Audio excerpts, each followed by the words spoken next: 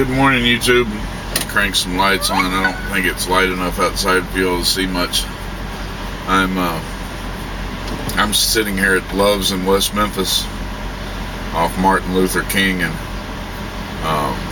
55 or 40. It doesn't matter. They run right next to each other.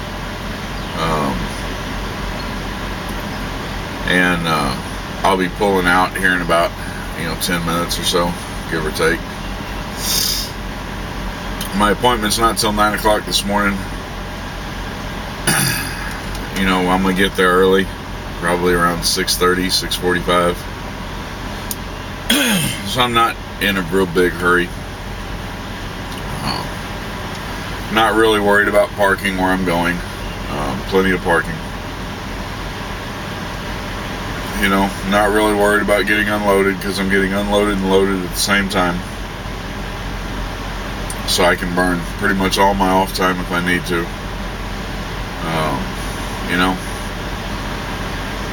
I don't really like getting started this late, but it is what it is. I'm thankful. This is a weekend. A holiday, and it's my first holiday that I've had to work. And I've learned some things the hard way, and I've come out of it pretty thankful.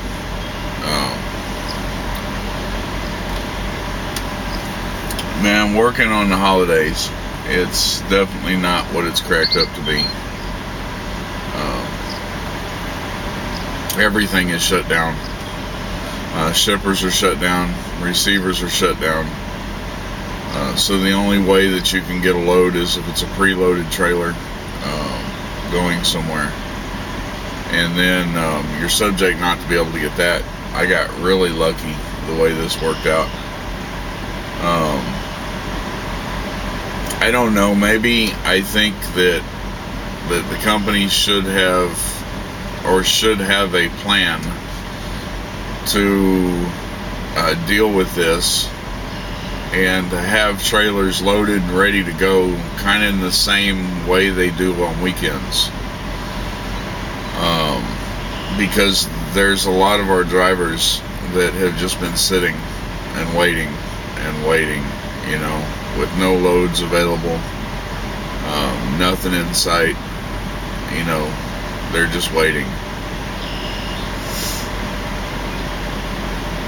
And I got pretty upset about the way the Post Foods load went. Took me 22 hours to pick it up. It took me a long time just to get dispatch to do something about it. And then they made me sit on it for 3 days before they let me drop it. So it ended up taking 4 days, 3 days for a 400-mile load, which at the time I said was a waste of my time. But when I'm looking now at all the drivers that we have just sitting there, I was reading yesterday on one of our Facebook pages that one of the drivers sat there for 48 hours and was told that he wasn't going to get a load that day. And yeah, we get layover pay. It's not that much, but we get layover pay. But it doesn't make up for the miles that you lose driving. You can make so much more money driving than you can off of layover pay. So layover pays, it's good to get something. You never turn down, money, but it's almost like a slap in the face,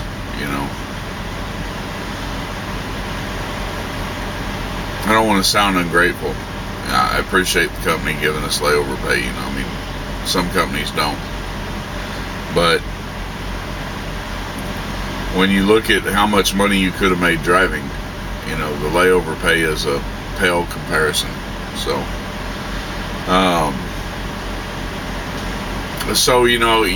these weekends, these holidays, and I'm not sure how I'm going to handle that from here on out, I need to be able to pick up the load before the holiday and run the load through the holiday. deliver the load after the holiday. Kind of the way I ran this load right here. I could have had this load here and delivered yesterday. I didn't drive a lot yesterday. I mean, I drove quite a few hours, and I only got like 400 and something miles in. But these weekends, man, they can break you. You're away from family. It's costing you money to survive, to live. You eat, you drink, that's money. It may not be a lot of money, but it's money. You're not making anything. You're losing money.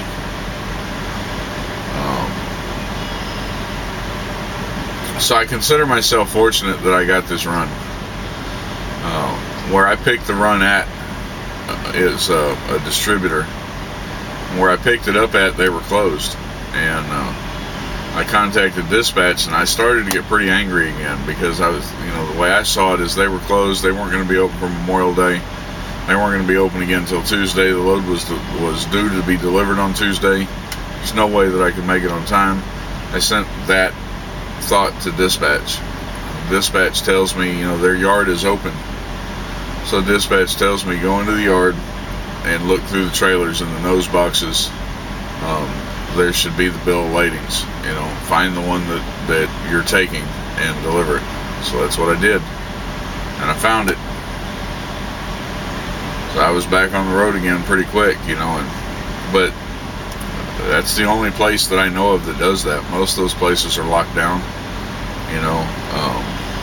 I got lucky, and I'm fortunate, and I appreciate it.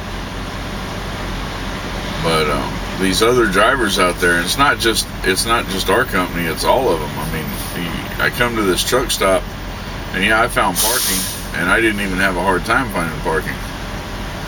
But I got to this truck stop, and I mean, it was packed. Petro across the street is packed. These places are packed, and that's because drivers are stuck. They're not able to go anywhere. They're not able to do anything. Working on the holidays is definitely not what it's cracked up to be.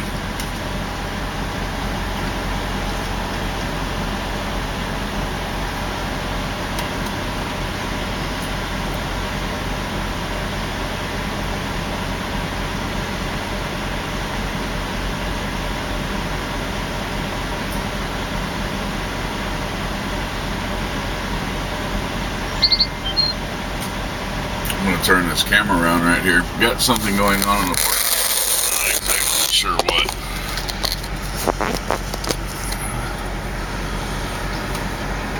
I'm not going to say anything about it, because this guy and another driver walked over here a few minutes ago with shower bags looking in the truck. I think they may have locked their keys in there. Somebody may have locked their keys. But now this driver just came back in a C-Cross transport truck, 6078, and now it looks like he's trying to break into the window, break into the truck.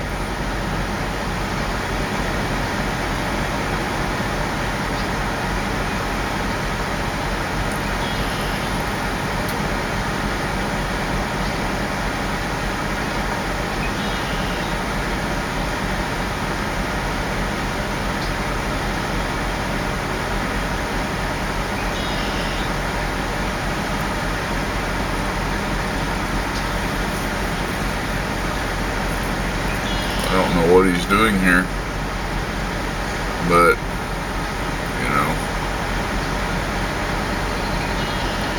hopefully he's got business doing it.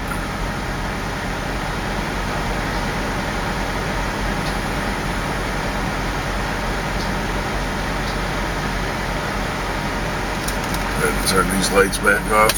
It's light enough now. Yeah, he just kind of wandered off now. So let's turn this back around. I got what I need if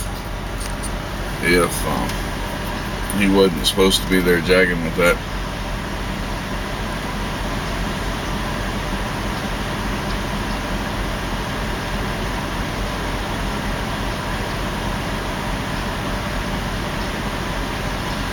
So anyway, I'm gonna leave here in a minute. Here comes the other guy that was with him last time. I'm gonna leave here in a couple of minutes. I'm fixing to log my pre-trip in, and then I'll catch you guys a little bit later on.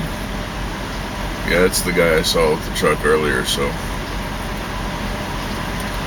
apparently he locked himself out. So y'all take care, and we'll get back with you a little bit later on.